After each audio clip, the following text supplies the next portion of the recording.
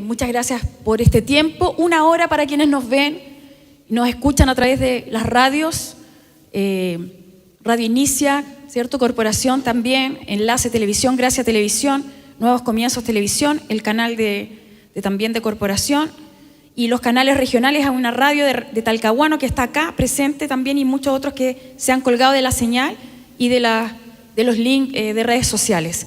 Bueno, está con nosotros, como ustedes ya lo escucharon, Juan Pablo Díaz, el abogado doctor en Derecho Constitucional, Luciano Silva, constituyente, y Ingrid Von. Ella es parte de la directiva de la CONFEPA, Confederación de Padres y Apoderados, para tocar temas en relación a la familia.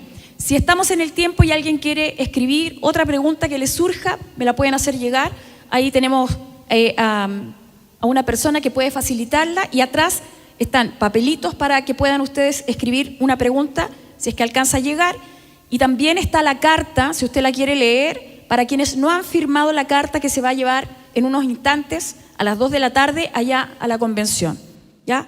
Vamos a partir. Hay mucha confusión con el tema de lo laico y lo laicista. Entonces, me gustaría dirigir esta pregunta al abogado, a ver si puede respondernos respecto de lo que significa que no esté ni laico y la diferencia entre laico y laicista. De acuerdo. Bueno, gracias, Carol, por la pregunta, ¿cierto? Y estos minutos para poder compartir un poquito más con ustedes. A ver, que exista un Estado laico, eso no quiere decir que no se pueda profesar o tener o incluso cambiar de una determinada creencia o religión. Lo que sucede es que el Estado, en estricto rigor, no debiese tener una religión oficial, como ha ocurrido en otros momentos de nuestra historia republicana, como también sigue ocurriendo, también es cierto, en otros países, ¿cierto? Quizá no de la cultura occidental, pero en otros países. Entonces, en ese sentido, el Estado no tiene que asumir estar a favor o en contra de una religión, pero eso, como les decía, no implica que deje a las personas ejercer su culto, su religión, actividades.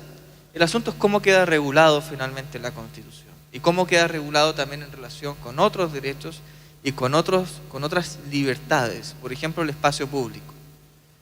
Se podrá ejercer solo en el ámbito privado, se podrá ejercer en espacios públicos también, o qué características o qué normativa están en favor de ciertas instituciones. Hoy en día, como por ejemplo, hay que tenerlo muy en cuenta porque esto tiene, pienso, mucha relevancia. Las iglesias, ¿cierto?, o lugares donde se practiquen cultos, creencias, etcétera, están exentas de contribuciones. Entonces, no es un asunto menor, con todo lo que implica también lo que es una comunidad que no tiene fines de lucro. De momento, eso no está en el proyecto de nueva Constitución. De momento, faltan algunas semanas. En la actual sí lo está. Ese punto podría ser quizá algo que podría ser o no laicista o no, o laico o no, que podríamos empezar a discutir. El Estado laicista, ¿cierto?, que ataque, que interceda con las religiones, y eso sería otro punto, sería en realidad coartar libertades fundamentales. ¿Cuál podría ser el término medio entonces? Pienso que el término medio, en las circunstancias que se está hoy en día en minoría, gracias, en minoría, con 37 votos que son de derecha y algunos que son pocos también de centro derecha, quizá el término medio sería un Estado laico. Ok, constituyente, respecto a la misma pregunta, para profundizar un poco más, si no está en la Constitución en este minuto, no está incorporado, y no se incorporara, suponiendo que la norma que hoy día se está votando se rechazara, entonces impediría predicar en las calles a la iglesia evangélica, tener radios comunales, confesionales, colegios confesionales. Lo que ocurre es que si no queda algo sobre este tema en la Constitución, prevalece lo que hay en la anterior. El tema es que va a haberlo. Y la tendencia de este proceso constituyente es consagrar un Estado laico, porque los grupos de interés de los cuales hablamos son grupos que tienen animadversión contra las religiones, especialmente con la Iglesia Católica. Eso es lo que uno escucha conversando con ellos.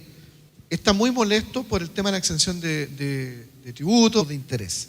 Entonces, y sobre todo, donde hay mayor oposición hacia nosotros es el mundo del feminismo. Ellos han sido un poco más beligerantes con nosotros. Ahora bien, por eso era tan importante que la Iglesia Evangélica tuviera una norma de Estado laico, hicimos nosotros no laicista, porque sabíamos que iba a haber Estado laico. O sea, como dijo Juan Pablo, hay que considerar el contexto, no podemos ser maximalistas en este contexto, no funcionaría. Entonces hicimos una norma de Estado laico no laicista, apoyada por 17.000 firmas evangélicas, hecha por pastores evangélicos y con apoyo de expertos en derecho constitucional. Y esa norma tenía algo muy interesante, que establecía de manera expresa el libre ejercicio, el reconocimiento de la entidad religiosa y el libre ejercicio, que en la práctica es que podamos seguir en la calle, en el espacio público. Pero aparte, refrendaba el hecho de que podíamos hacerlo en espacio público y privado, o sea, era un gol de media cancha. ¿Cómo está ahora? Ahora, en este momento, bueno, eso fue aprobado, o sea, no fue aprobado con 100 votos, nos faltaron 3.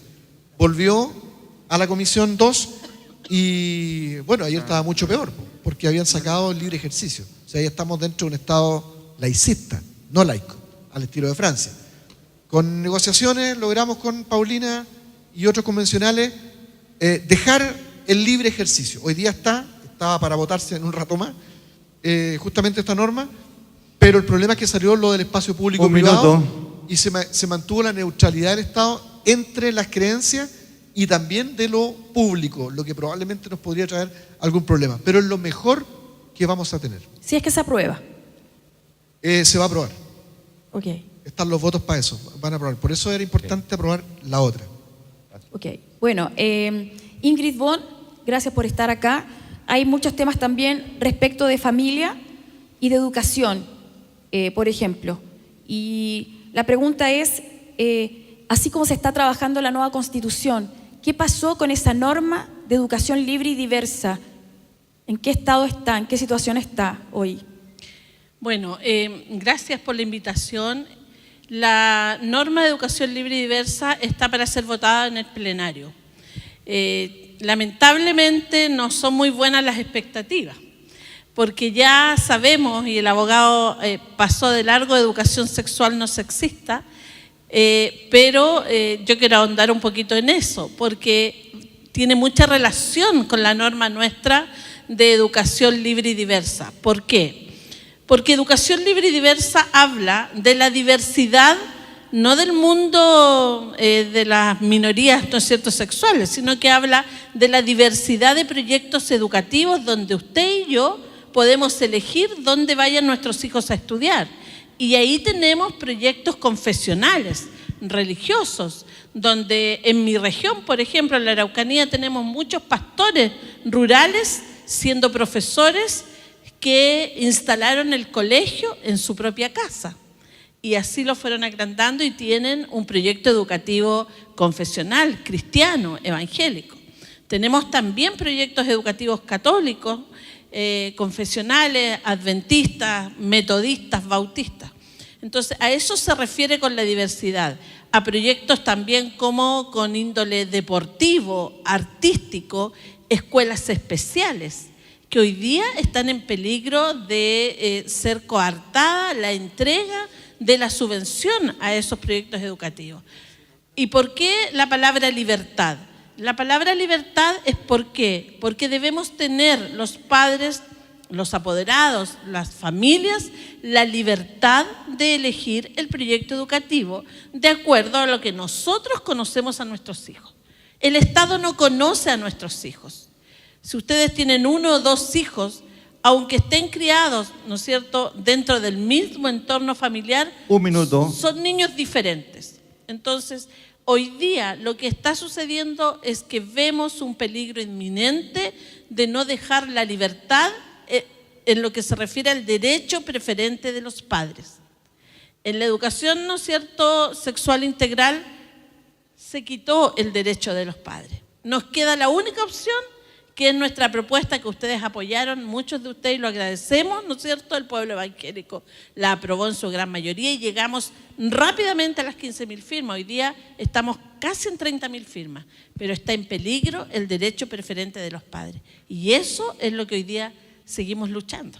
No puede ser que nos quiten algo tan sagrado que el Señor nos ha entregado. Ok.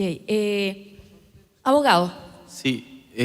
Sí, solo quería complementar lo que decía Ingrid en el sentido de que la norma, que pasaba un poco rápido por temas de tiempo, la norma sobre educación sexual integral tenía 2 incisos, se aprobó el primero, el segundo era peor aún, que incluía en su momento, porque después en la comisión justo se sacó que esta educación iba a ser desde la primera infancia, o sea, son temas que son bien extremos, o sea, no es precisamente buscar un consenso, la casa de todos. Esa norma también que pasó al Pleno, que se cayó por pocos votos, que puede volver de nuevo, decía, ¿cierto?, que tenía que ser una política única, o sea, contrario a la diversidad de proyectos educativos, tal como decía Ingrid, y también decía esa norma que tenía que ser una política única, laica, por tanto, lo que se estaba ahí es excluyendo expresamente, no a modo de una interpretación o elucubración, no, expresamente cualquier argumento que venga de un culto, religión o creencias. Entonces, por ejemplo, se podría decir, es que nosotros como padres o como religiones, etcétera, no queremos que nuestros hijos vean temas de educación sexual integral en la primera infancia o en la enseñanza media, porque es un tema íntimo, personal, familiar, etcétera. Y así lo dice nuestra religión, nuestras creencias. Ese argumento estaría vetado si se hubiese aprobado ese artículo que estuvo a punto, porque se diría, bueno, el Estado es laico, es un argumento religioso y hasta luego. Entonces, yo lo quería complementar con eso. Y había una indicación justamente relacionada con el derecho preferente de los padres. Bueno, si hay educación sexual integral, que los padres también tengan cierta relevancia sobre estos asuntos, rechazada la indicación. ¿Se fijan? Entonces, hay veces que uno quiere que, y está con los mayores de los ánimos, de que se haga una buena constitución, de que se haga una constitución para todos, la casa de todos, como se dice, pero muchas veces se está haciendo solo la casa o habitaciones para algunos. Sí. Respecto a educación sexual integral, Ingrid, ¿cómo está en este minuto? ¿Cómo quedó? Bueno, parte es lo que dice Juan Pablo. Se sacó que fuera, no sé, vuelve sí a comisión la parte desde primera infancia, que es lo que a nosotros nos preocupa enormemente. Eso se eliminó. Se eliminó. Yo entiendo mucho el tema de que el derecho de los padres en esto es clave. O sea, yo abogo por el derecho de los padres. ¿Y eso no está incorporado? No está incorporado. ¿Por qué? Porque ustedes entenderán, queridos pastores y pastoras y amigos que están acá, que somos los padres quienes tenemos el derecho a enseñar a nuestros hijos el tema de sexualidad, ojo, ligado a la biología, no como hoy día se quiere implementar. Hoy día se quiere implementar una educación sexual integral ligada al género y no al sexo. Por ejemplo, enseñarle a los niños que el sexo se construye de acuerdo a como yo lo siento aquí en mi cabeza. Se me quedó ahí en la cartera la Agenda 2030, ¿cierto? Y en base a esa Agenda 2030 se ha avanzado en el Congreso y muchos de ustedes a lo mejor hicieron un cartel cuando fue la campaña de rechazar, si te acuerdas, Carito, y ustedes también, el proyecto en la Cámara de Diputados de Educación Sexual Integral. Y me acordaba cuando el pastor Billy Buster hablaba recientemente de cómo el poder de la oración y el rodear, ¿no es cierto? Y poderle hacer todas las vallas y todas las barreras a Satanás. Ese día fue algo milagroso que se logró rechazar lo que nunca nadie se imaginó porque los votos estaban para aprobar la ESI en el Congreso. Sin embargo, gracias a que el Señor nos habló una mañana y dijo, hagan una campaña del cartel de todo Chile y invadimos redes sociales y logramos dar vuelta a muchos diputados que se rechazara ese proyecto. Pero volvió ahora a la Constitución. Hoy día está en el peligro de volver, como decía Juan Pablo, de que nos saquen definitivamente a los padres, difícil que lo vuelvan a integrar. Pero en la propuesta de educación libre y diversa, la 4102, si queda el resguardo de los padres, podríamos también incidir en ese tipo de educación. difícil. Luciano ha sido muy claro en eso. Ok, constituyente. Respecto a eso, hay que considerar también que la norma, las normas populares llegan primero a las comisiones. Es algo que no nos gusta a nosotros los constituyentes porque deberían ser discutidas en el Pleno, ¿cierto? Donde debe ser, donde están todos. En la Comisión de Derechos Fundamentales, donde llegaron todas las evangélicas, todas se rechazaron. Todas. Y nos quedaba la educación libre y diversa, que habíamos trabajado con el mundo evangélico, el mundo adventista y otros hermanos. Y bueno, también tiene que ver el hecho de que se haya aprobado en la comisión y haya pasado ahora al Pleno con el trabajo que hemos hecho con Paulina y otros constituyentes de decirle, miren, hay 3.600.000 votos obligatorios de salida al mundo evangélico que están mirando esa votación. Entonces, primero deberíamos agradecer de que por lo menos salió de la Comisión de Derecho Fundamental y pasó al Pleno. Entonces, ahora tenemos tiempo la otra semana de hacer presión y por eso es que este evento es tan importante y la carta que se va a presentar hoy día y que estemos orando más rato fuera del Congreso y que nuestros líderes puedan hacer prensa es muy importante para hacer esta mención. La próxima semana se vota la libertad de los padres de educar a sus hijos y va a estar esa norma en el Pleno y vamos a estar mirando lo que votan los constituyentes. Eso es lo que tenemos que hacer. Por lo menos pasó, gracias a Dios, al trabajo. Y una cosa interesante, porque hemos hablado con Elisa Quintero, María Elisa Quintero, que es la presidenta, Gaspar Domínguez, la tía Pikachu, que es evangélica, quiero decir. Yo le dije a ella, ya, pues tiene que cuadrarse con sus hermanos. Y yo le di el voto para que fuera vicepresidenta. Muchos me critican por eso, pero esos votos podrían estar, como lo estuvieron para la norma de Estado laico no laicista. Vamos a avanzar porque hay muchas preguntas. Adelante. Y la idea es que podamos extendernos. Dice, hasta el momento como iglesia, ¿en qué situación está la libertad de culto? ¿La afecta la Constitución nueva? ¿La afectará? Abogado. Bueno.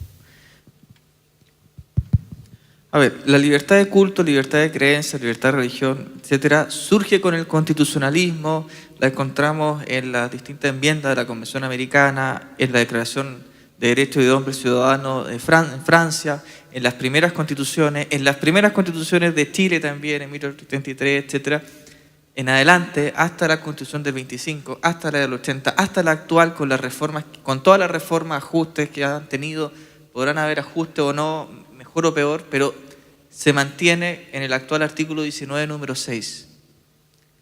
¿Se puede ver afectada? Entonces, más que afectada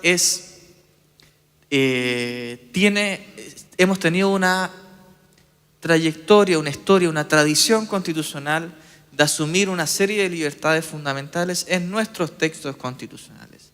Debiese establecerse, debiera reconocerse esa libertad y mantenerse en rango constitucional.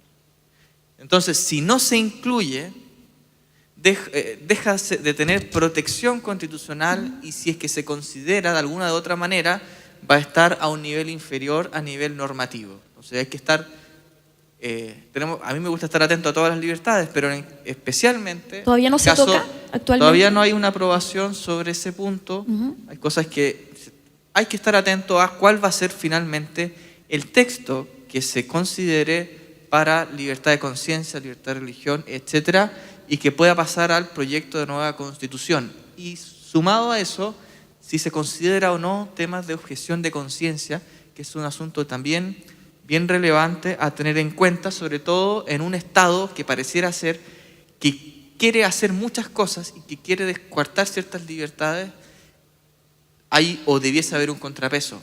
¿De acuerdo? Usted haga lo que quiera, pero no en contra de mis creencias. Eso se llama objeción de conciencia. Que todavía no está incorporado. Todavía en la no, nueva objeción de Constitución. conciencia no. Entonces, por eso tenemos que estar ahí atentos en estas 4 semanas que quedan más o menos, si se considera o no, primero libertad de conciencia y en qué forma, y luego si también se considera o no temas de libertad de, o sea, mejor dicho, objeción de conciencia. Okay, respecto del mismo tema constituyente, ¿podrían, si es que no están incorporadas estas dos, que no están todavía, obligar a casar a pastores, a parejas del mismo sexo y eliminar las clases de religión de los colegios, por ejemplo?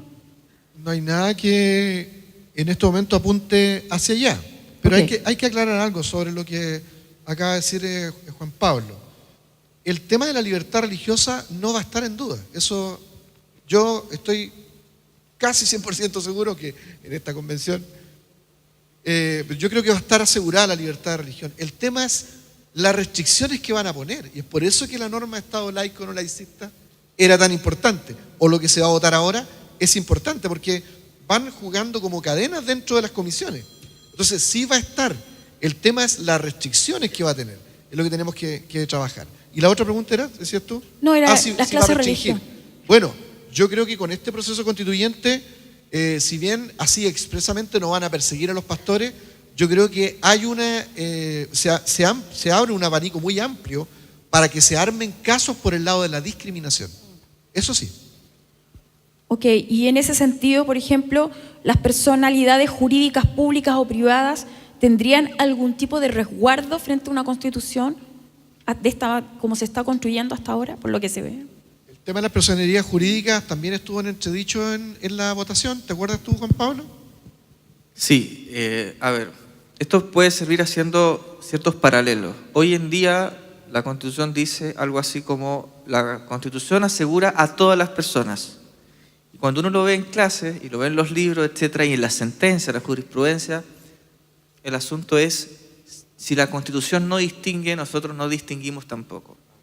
Entonces, por tanto, personas naturales como jurídicas son sujetos de derechos, obviamente los que corresponda. Una persona jurídica no va a ser sujeto de derecho a la vida. Bueno, aunque ahora las cosas están cambiando tanto que a lo mejor sí. Pero tendría, por ejemplo, igualdad ante la ley, libertad de conciencia, etcétera. Y ahí, por ejemplo, y ahí se respaldaba la objeción de conciencia de las personas jurídicas, ¿cierto? Por ejemplo, en casos de aborto. Una clínica privada decía, yo no voy a hacer aborto, objeción de conciencia. Lo que se está haciendo, o a lo que ha ido guiándose esta normativa en el proceso constituyente, es a lo siguiente: solo las personas naturales son sujetos de derecho, bueno, y la naturaleza, pero las personas jurídicas solo si la Constitución expresamente lo indica. O sea, es mucho más restrictiva en relación con los derechos fundamentales de las personas jurídicas. Entonces hay que estar muy atento a ese punto, porque la norma, como venía, era muy restrictiva de los derechos fundamentales de las personas jurídicas. Volvió también a comisión, vamos a tener que, en este ping-pong que les decía, de comisión al pleno, después del pleno a comisión, hay una segunda vuelta, vamos a ver cómo queda finalmente regulado eso o no, y si queda regulado. Si no queda regulado, vamos a tener un poquito más de trabajo los abogados para saber cómo se interpreta esa norma, si tienen o no derechos fundamentales las personas jurídicas. Sí, constituyente, ¿cuándo debería estar terminado el texto constitucional nuevo? La fecha, plazo, mes. Bueno, estamos casi listos ya, porque ahora viene el proceso de armonización, o sea, un par de semanas más y listo, para que luego este comité de 40 constituyentes haga un trabajo de armonización que en realidad no va a provocar cambios, sino simplemente va a trabajar en términos de reacción. Así que técnicamente estamos ya. Ahora, eso muestra lo mal que está este proceso constituyente, porque si hubiésemos avanzado al punto de decir que tenemos un texto para armonizar, estaríamos más o menos, pero es que no lo existe. En un montón de comisiones, fue la de sistema político, se presentaron 96 artículos, de los cuales se aprobaron 3. O sea, para que ustedes entiendan, más de 20 constituyentes se dedican a trabajar en un texto tan importante, ¿cierto?, como sistema político durante casi 3 meses, y cuando presentan su informe al Pleno, el Pleno, o sea, ellos mismos, rechazan prácticamente todo el informe, solamente se aprueban 3. La pregunta es, en estas 2 semanas y media, 3 semanas que puedan quedar, ¿lograrán hacer un proyecto nuevo? Está muy complicado, porque los plazos son cortos y la gente no se pone de acuerdo. ¿Quedarían 2 semanas? Claro, eso es básicamente. Ok. Respecto de eso, se habla de que la Constitución, si no está respetando la ley del acuerdo social o cumpliendo algunos tratados internacionales vigentes, por ejemplo, ¿cómo se puede hacer todo esto? Dice, ¿quién sanciona? ¿Por qué no hay sanción? ¿Por qué se acepta que sigan trabajando? Yo aquí les puedo dar una respuesta mucho más categórica, Juan Pablo, como doctor en Derecho Constitucional. Pero a mí me da la impresión de que lo que decían los pastores antes, cuando estábamos en el tema de la prueba de rechazo de proceso, es que si bien los tratados internacionales evitarían una hoja en blanco, yo escuchaba decir, y yo lo creo así, que el tema no era ese, porque el tema es que muchos de los tratados internacionales también están sujetos a la interpretación. Y es lo que yo he visto efectivamente dentro del proceso constituyente. Los constituyentes los interpretan como ellos quieren. O sea, hay tratados internacionales, lo acaba de decir Juan Pablo, que protegen la vida del que está por nacer, el nascituro, ¿no? El Pacto de San José, pero no lo han respetado. Entonces, honestamente, lo que nosotros tenemos enfrente es una hoja en blanco. Primero ellos decían, no es una hoja en blanco. Llegamos al proceso constituyente y lo que más uno escucha de Atria, Viera, Sánchez, todo ello es, esta es una hoja en blanco. Ahora, entonces, efectivamente es así. La actual Constitución, en el artículo 135, ¿cierto? Hay una normativa que protege. Si no se está cumpliendo, ¿cómo se resuelve esto? Sí, a ver, en derecho siempre se habla... ¿Se escucha bien? ¿Se escucha? Sí, ahí sí. En derecho siempre se habla del ser y el deber ser.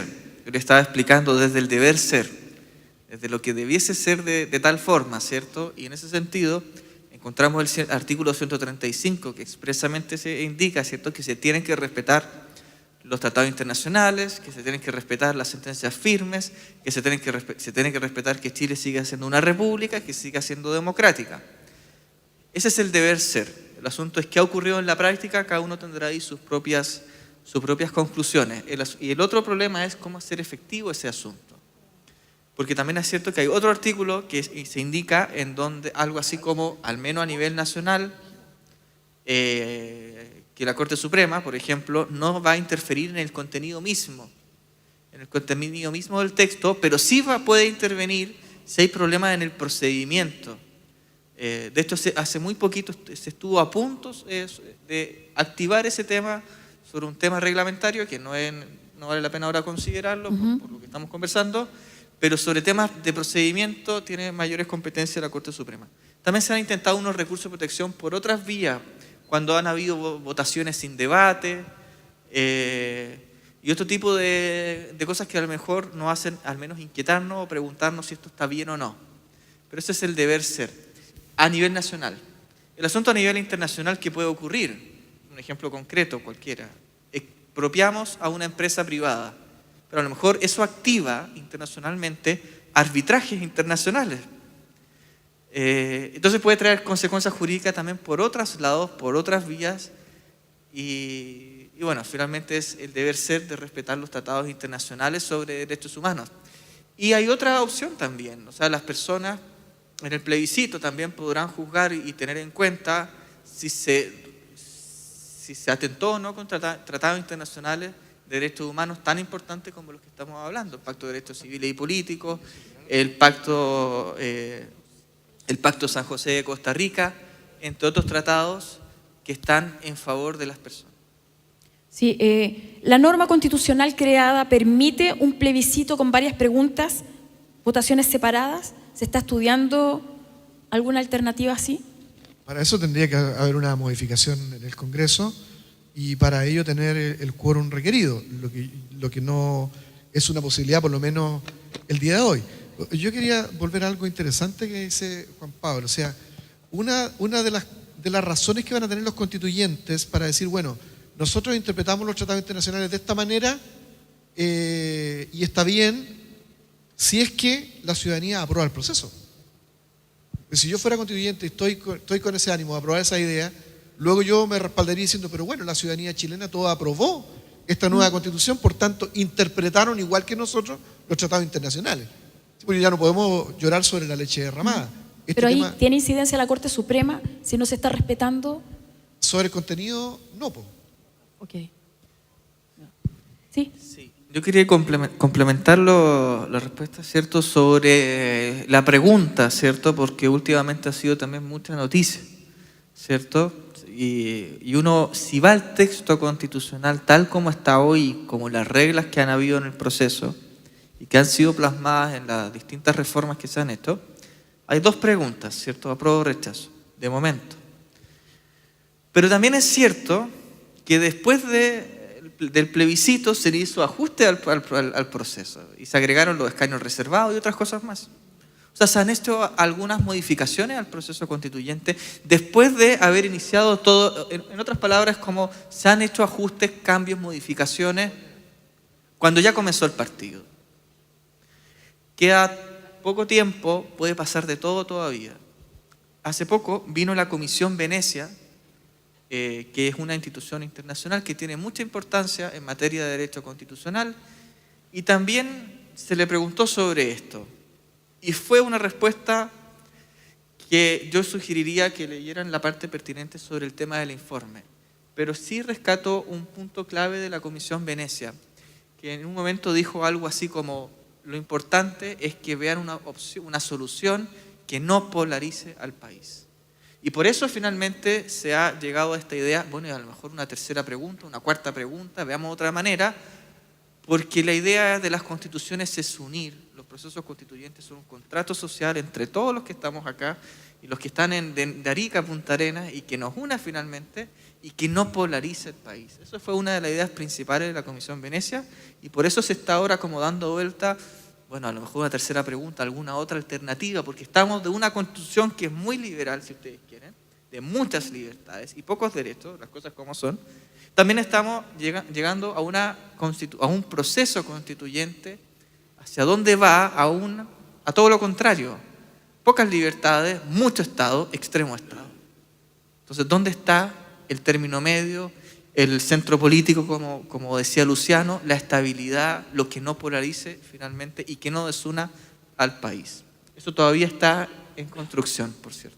Ok, muchas gracias. Bueno, respecto, primero, ¿cuáles son los constituyentes cristianos que hay ahí, que se sabe por lo menos, evangélicos? Bueno, que se sabe, dices tú. Yo tengo la idea de que dentro del proceso constitucional hay más o menos lo que pasa en Chile, o sea, un 20% por lo menos deben ser evangélicos, Ajá. que no lo dicen. Pero quienes se han declarado como evangélicos son la hermana Ruth Hurtado, también está haciendo un trabajo lindo ahí, la hermana Paulina Veloso, que nos acompaña, que ha sido realmente un tremendo aporte para nosotros los evangélicos, el hermano Harry Jürgensen, que es luterano, la hermana Giovanna Grandón, que se conoce como la tía Pikachu, ella también es evangélica, el hermano Cristóbal Andrade, que es de la lista del pueblo, también es evangélico, y hasta ahí llego yo. ¿Él es el dinosaurio? Él es el dinosaurio azul. Ok, hay que aclararlo para que sepa. Bueno, respecto del tema, ¿cómo se interpreta la diferencia que hay con otra corriente que de alguna manera está viendo en este proceso lo que se está escribiendo, no en el proceso, porque muchos votaron a prueba pensando en una mejora, ¿no?, de asuntos sociales, pero quienes todavía del mundo cristiano validan o ven positivamente lo que se está construyendo? ¿Cómo usted lo interpretaría, esa diferencia que hay dentro del mundo cristiano evangélico? Duele el corazón. A mí me duele el corazón como pastor porque nos divide de manera innecesaria. Y tiene que ver con un elemento teológico, desde mi punto de vista, que tiene influencia de las teologías más bien liberales alemanas. O sea, quienes han estado como líderes, digamos, detrás de esta idea, no, dejen al pueblo, hay que apoyar este proceso, tienen una influencia del pensamiento teológico liberal alemán, porque yo estuve en ese mundo. Pero desconoce el elemento central que yo dije en mi ponencia. La iglesia evangélica nunca ha sido indiferente a los problemas económicos y sociales. La iglesia evangélica tiene otra manera de enfrentarlo. Y ojo, que es una manera que resulta, porque nuestro mundo ha crecido de un 2%, 2,6% de la Constitución del 25, cuando se dio la libertad, separó el Estado de la iglesia. La iglesia llegó a crecer a hoy día hasta casi el 20%. Y esta gente ha subido la clase media, sin violencia, sin revolución y sin tener que seguir los cambios sociales que propone el Partido Comunista, porque hay que decirlo así, el Frente Amplio o sectores que son altamente progresistas y que tienen valores completamente contrarios a los nuestros. Yo bendigo a pastores, hermanos, profesores que tienen esa idea, pero lo voy a decir siempre, creo que ellos están equivocados y en este momento de crisis habíamos necesitado que todos hubiésemos estado unidos con una sola visión. Pero yo defenderé eso. La iglesia es sensible, solo que tiene su manera de incidir en el tema social y no se pone, voy a usar una frase un poquito, puede sonar un poquito fea, pero lo dice mi asesor, lo voy a echar la culpa a él, pero él tiene toda la razón. La iglesia evangélica llega un momento en que tiene que desperjudirse y no estar debajo de las polleras de la izquierda ni la derecha. La Iglesia evangélica tiene su pensamiento político propio y es completamente bíblico y sensible con las necesidades sociales. No hay que seguir la revolución. Eso es lo que estoy diciendo, de ningún lado. En ese sentido, constituyente, usted se muestra en esta postura intermedia y no izquierda o no en los extremos. ¿Es así? Es así, pero no es un centro en el sentido de, no estoy de acuerdo con lo de allá, entonces traigo un poquito de allá. No estoy de acuerdo con lo de allá y traigo un poquito de acá, porque es como ambigüedad. Yo hablo de un centro político en el sentido de tener un pensamiento propio. La Iglesia evangélica tiene su pensamiento propio y es distinto al materialismo de derecha y de izquierda. Y es importante que entiendan eso. Tanto la izquierda como la derecha tienen posturas que son materialistas, en el sentido de que ellos creen que para cambiar al ser humano, las poblaciones y al hombre, hay que cambiar las estructuras sociales. Por un lado el libre mercado es la solución y por el otro lado el Estado. El cristianismo es diferente a las dos. ¿En qué sentido? Es que nosotros consideramos que si no cambia el corazón del hombre, no cambian las estructuras sociales. Para ningún lado. Muchas gracias. Bueno, señora Ingrid Bon, ¿qué pasará con la iglesia? ¿Sirve hacer marchas? ¿Cómo se puede visibilizar, por ejemplo, el tema de los padres del ESI? Si ya terminó la participación ciudadana, supuestamente, a través de las iniciativas. Yo creo que no ha terminado, yo creo que está en pleno apogeo. Y yo les quiero hacer una invitación respondiendo a la pregunta de nuestra hermana Carol. Yo sé que aquí hay pastores, representantes de todo Chile. Yo creo que hoy día llegó el tiempo de que nosotros a nuestra hermandad y a nuestros feligreses les informemos de lo que está sucediendo. Juan Pablo ha dado una tremenda charla que entre paréntesis necesito esa presentación, porque yo estoy trabajando internamente, haciendo un trabajo de hormiga, informando lo que sucede. Nosotros tenemos hermanos dentro de nuestras iglesias que votaron aprobar, escribir una nueva constitución. Han, ¿no es cierto?, ya aprobado que exista el aborto libre, sin ningún límite. Cuando se ha aprobado una educación sexual, tema que es para nosotros los padres, no es que estemos en desacuerdo que exista educación sexual, claro que exista, pero ligada a la biología y a la afectividad, no una educación en libertad ni ligada al género. Entonces, creo que hacer ese trabajo y decirle a las personas, a nuestros hermanos, que se están violando nuestros principios y nuestros valores, que se está construyendo una cristianos, que amamos y protegemos a nuestros hijos. Yo en la exposición que hice por la defensa de nuestra propuesta, le dije a los constituyentes, el derecho de los padres, y aquí voy a usar un chilenismo, no es ponerle la pata encima al derecho del niño, es trabajar de la mano. El derecho de los padres es resguardar a nuestros niños, porque vuelvo a repetir, somos nosotros los que mejores conocemos a nuestros niños. Entonces, contestando a tu pregunta, querida hermana, yo les invito a abrirse en este espacio, a poder abrir espacios de reuniones de Zoom, presenciales. Estamos a su disposición con Carol, estoy segura que con Juan Pablo, con el constituyente, ¿no es cierto?, nuestro pastor Luciano Silva, a poder hablar de estas cosas. No dejemos que esto quede dentro de cuatro paredes. Aquí debiéramos estar llena esta silla, muchos sabiendo de qué se trata. Esto no es política, esto es defender lo que el Señor nos ha encomendado. Nosotros tenemos la luz y debemos ser luz, y estos espacios de privilegio en los cuales el Señor nos ha colocado, debemos aprovecharlos para poder llevar una bandera de lucha que realmente sea que prepare a un pueblo para el encuentro con el Señor y para vivir dentro de este mundo ganando almas para Él. Así que eso es la invitación que yo les hago, a no bajar los brazos, porque esto no ha terminado. Esto está en pleno apogeo y lo que necesitamos es masificar, informar lo que sucede en aquel edificio. Ok, bueno, si se aprueba la nueva Constitución, ¿cuál es el proceso que viene en el plebiscito salida? Si se aprueba la nueva Constitución, viene un proceso de implementación de la misma, de todos sus contenidos, que probablemente va a durar entre 3 y 4 años y probablemente en algunos temas mucho más, en lo que tiene que ver con formas de Estado, sistema de justicia, que va a implicar un gran mover de recursos, personal, etcétera. Podría ser más todavía, ¿no? Hasta 10 años he escuchado yo que podría demorarse la implementación de esa nueva Constitución.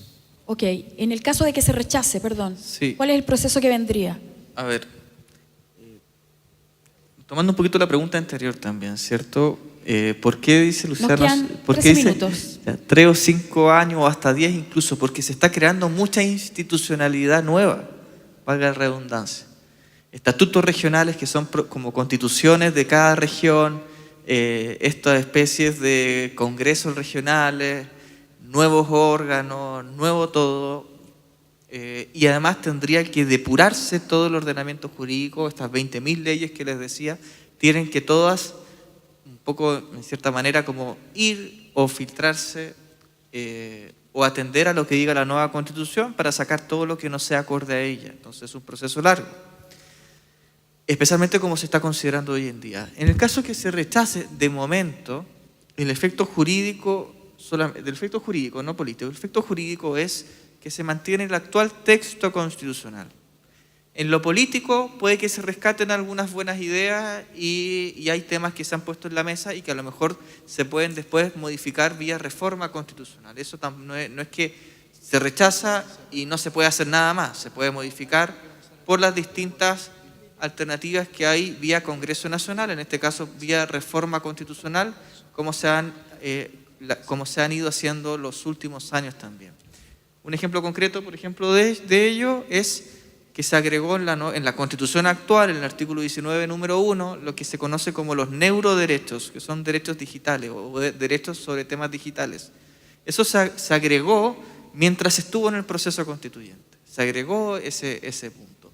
Los distintos retiros, ¿cierto? El primer, segundo, tercer retiro, etcétera, también hubo unas reformas constitucionales y por eso se pudo retirar. Claro. Entonces se rechaza, se mantiene el texto actual, eso no quita que se Sigan puedan haciendo tomar en transformaciones. tomar en consideración cosas positivas. Hay algunos temas de sustentabilidad que considero que son positivos, no al extremo, ¿cierto?, de que nos lleve a un decrecentismo, de que no podamos hacer nada en relación con la actividad humana, pero sí hay cosas que son positivas que se pueden considerar como base para reformas constitucionales. Sí, ¿la implementación la haría el actual Congreso o se va a disolver para que asuma un Congreso nuevo? ¿Cómo se hace ahí? ¿Cómo funciona eso? Porque se podría eliminar el Senado, todavía no se define. ¿Quién implementa la nueva Constitución?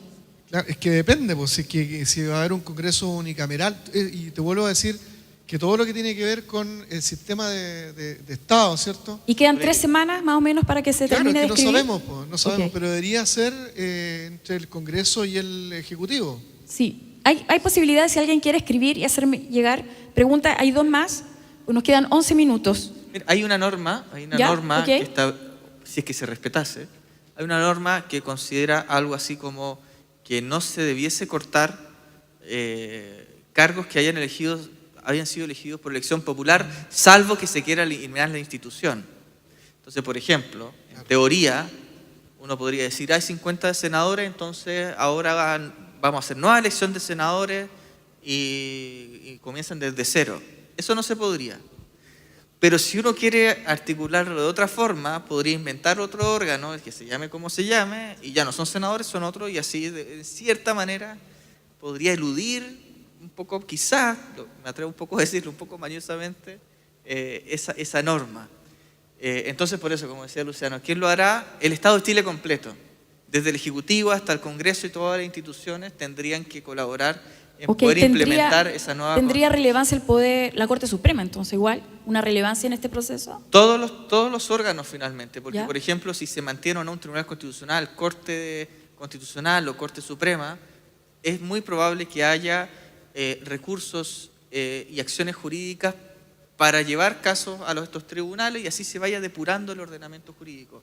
Entonces puede ser vía ejecutivo, o mejor dicho, por todos los órganos del Estado, ejecutivo, legislativo y judicial, tienen que, o van a ir implementando, sin querer queriendo algunos inclusive, la nueva Constitución. Ok, respecto a los derechos sociales, ¿no se han tratado todavía?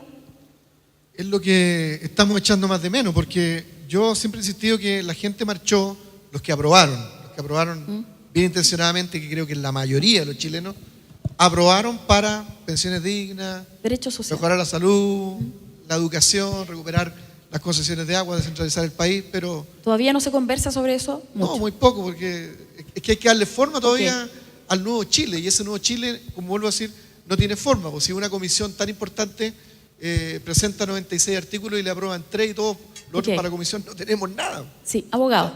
Sí, algo se ha conversado en algunas comisiones, algo, pero todavía no pasa a pleno y queda poquito tiempo. Y el asunto es si van a quedar bien redactados o no con tan poco tiempo. Ojalá que sí. Okay. Ojalá que sí, pero claro, falta todavía ese punto que considerar y que hayan normas que lleguen al pool de normas para la nueva Constitución. Ok, respecto del derecho, ¿qué cierto hay que un árbol queda en el mismo nivel del derecho, como un sujeto de derecho, que un ser humano?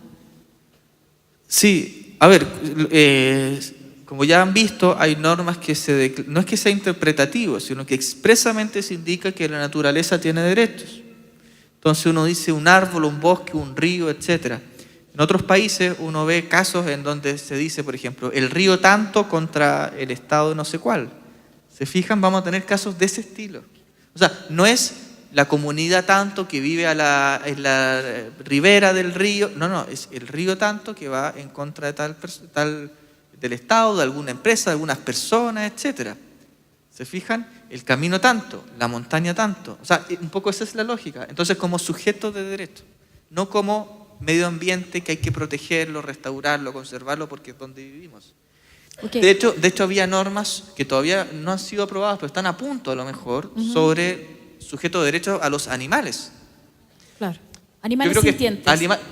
Lo que pasa, una cosa es ser sujeto de derecho, otra cosa son seres sintientes de protección. Yo creo que todos estamos de acuerdo en proteger a los animales, otra cosa es ponerlo a la misma altura del ser humano. Hay algunos que me dicen, sí, pero no somos la única especie en el mundo. A lo mejor tengo el sesgo de ser un ser humano, ¿de acuerdo? Pero no sé si es la mejor vía poner a la altura al ser humano con un animal no humano, además considerando que el ser humano que está en el vientre materno no es sujeto de derecho ni siquiera de protección.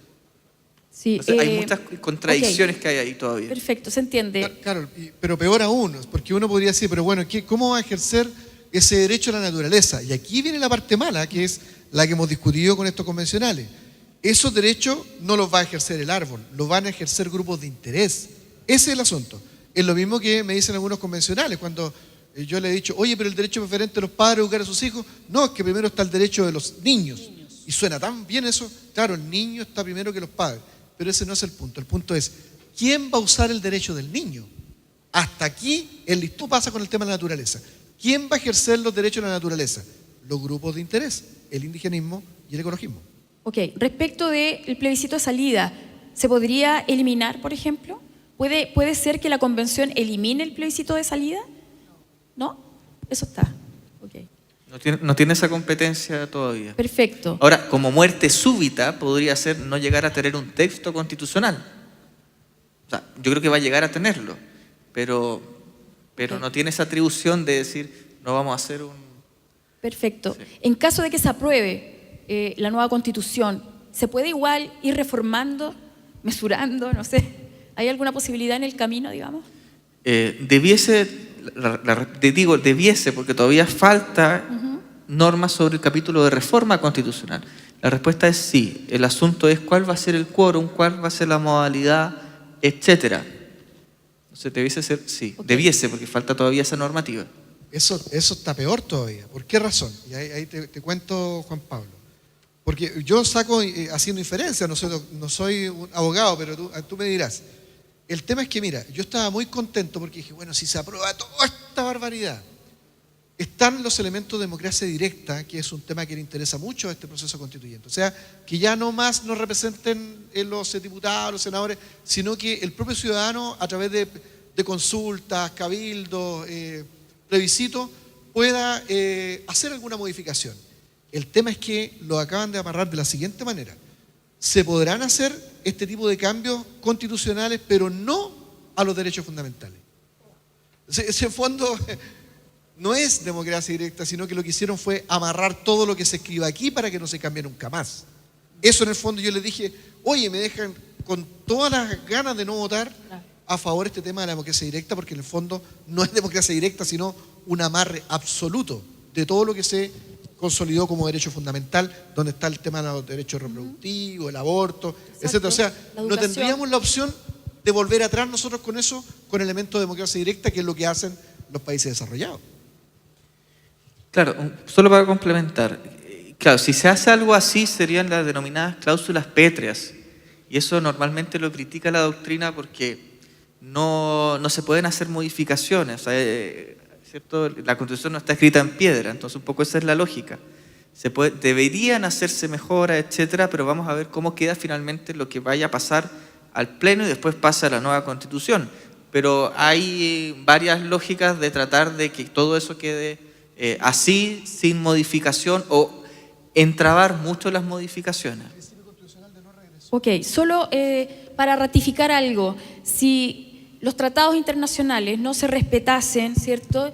Y el Estado chileno empezara a asumir ciertas cosas, escuché que había dicho que las organizaciones internacionales podrían intervenir. ¿Quién resuelve eso? A ver, dependiendo de la materia, si hay, por ejemplo, expropiaciones, muy probable que haya algunos tratados, algunos arbitrajes internacionales. Okay. Por eso, depende del arbitraje, pero, por ejemplo, estoy recordando un caso que, si uno lo asimila, aunque un poco difícil, pero hubo un caso en Suiza, en su momento, en donde no se reconocía el derecho de las mujeres a votar. Es un caso muy antiguo, por cierto. Y ese caso avanzó hasta el Tribunal Europeo de Derechos Humanos. Y Suiza, para no perder el caso, hizo el cambio de la modificación antes de que llegara a sentencia. Ahí se dio cuenta, ¿no? Bueno, entonces, ¿cuál es el símil del Tribunal Europeo de Derechos Humanos? En nuestro sistema es la Corte Interamericana de Derechos Humanos. Esa sería una vía si que se estuviesen afectando derechos humanos. Ok. ¿Habrá un punto de no retorno cuando solo se podrá votar rechazo en el plebiscito de salida? Yo pienso que hay líneas rojas para los verdaderos evangélicos y los verdaderos cristianos. Uno de esos es el derecho a la vida del que está por nacer. El nasciturus, que significa eso justamente, el que va a nacer. Y que, ojo, tiene derecho en España de heredar. Por esa misma razón es que si un padre muere durante la gestación de un niño en el vientre, ese niño que está por nacer, el nascituro, tiene el derecho para heredar si sobrevive las 24 horas una vez nacido. Acá el hecho es que no se le considera persona jurídica y con eso se confunde la idea de que continúa siendo un ser humano en gestación. Sí, pero complementar, no solo no se le reconoce de momento como sujeto de derecho, sino que tampoco como a alguien que hay que proteger, porque también podría haber esa norma. No hay ninguna de las dos opciones de momento. Okay. Esa es línea roja, perdón. Perfecto. Yo como constituyente no puedo rechazar ni aprobar ahora, y yo pido que me entiendan, porque yo estoy para seguir con Paulina de intentar salvar lo que se pueda. Se acaba de votar la norma Estado laico, okay. Ya la tenemos cómo va a pasar al Pleno, no es de lo mejor, pero algo hay. O sea, se aprobó en la comisión y pasa al Pleno. En la comisión 2, la que había regresado. Sí, la que evangélica, regresó. que no se aprobó, así que llegó a 100 votos, regresó y yo creo que ahora está peor. Pero es lo mejor que podemos conseguir porque... no está ahora incorporado el tema, así que esto lo incorporaría de alguna manera. Estado laico. Bueno, aquí te la leo para que lo sepan los pastores. Okay. La norma que teníamos nosotros, la que llegó a 100 votos, decía de la siguiente manera. Chile es un Estado laico en el que se respeta y garantiza la libertad de religión y de creencias espirituales. Ninguna religión ni creencia en particular es la del Estado u oficial, sin perjuicio de su reconocimiento, aquí está lo muy bueno, y libre ejercicio en el espacio público o privado. Era muy bueno, que no tiene mayor limitación que lo que indique la Constitución o las leyes. Y luego decía, había una indicación. Estamos con el tiempo ya constituyente. El Estado es neutral respecto a las convicciones y creencias religiosas de sus habitantes. La norma que hay ahora es, yo diría, un poco más restrictiva que esta y es la que acaba de pasar. Ok, pero se aprobó. Estamos contra el tiempo. Sí, 30 segundos nomás, cortito. Sí, también hay que fijarse, yo entiendo que a usted le importa de sobremanera y es muy relevante lo valórico, pero también hay que preocuparse de toda la normativa que debiera estatuir las mejores condiciones para que exista un progreso económico y social para Chile. Y eso también, y por tanto hay que revisar cómo queda forma de Estado, cómo quedan las normas que puedan dar ciertas garantías a la economía. O sea, no solamente, que por supuesto que es muy importante, los temas que ya se han tocado y que hemos tocado también otras veces en radio con Carol, sino que también hay que fijarse en otras normas que tienen mucha relevancia para ustedes y para la nación en su totalidad. Ok, el porcentaje para que la votación de salida se apruebe, ¿cuál es? ¿50 más 1? Sí, claro. 50 más 1. Y es un temazo, porque si esta Constitución no se aprueba, por lo menos con el 60%, no va a tener un grado de validez. Entonces, si se aprueba, por ejemplo, con el 55%, va a haber mucho problema social. Ok, bueno, queremos agradecer a los expositores, gracias por este tiempo. Invito al pastor Héctor Cancino a que pueda retomar. Muchas gracias. Tratamos de responder todas las preguntas, sintetizar algunas y juntarlas también para responder a los temas. Muchas gracias por estar con nosotros. Gracias.